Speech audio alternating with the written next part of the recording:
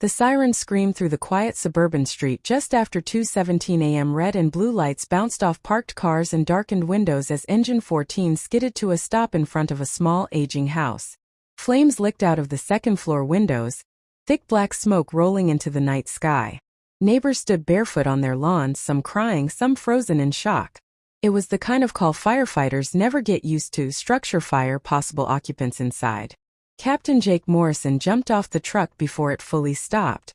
41 years old, 20 years on the job, Jake had seen fires of every kind. He had carried victims out, pronounced others dead, and learned to live with memories that followed him home no matter how hard he tried to leave them at the station. He was respected, reliable, and calm under pressure. But lately something inside him felt hollow. His marriage had ended 2 years earlier. His daughter lived with her mother across the state.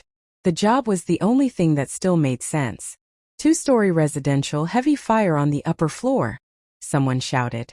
Jake pulled on his mask, took the hose line, and ran toward the front door.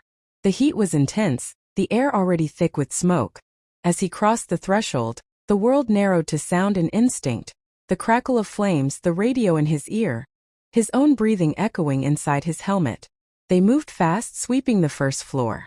Living room clear. Kitchen clear. Then a faint sound cut through the chaos. A cough. Jake froze. He lifted his hand, signaling the others to stop. "I heard something," he said into the radio. "Possible victim inside."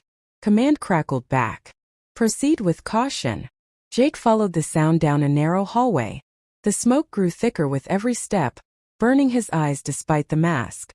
The temperature climbed. At the end of the hall, a door stood half open.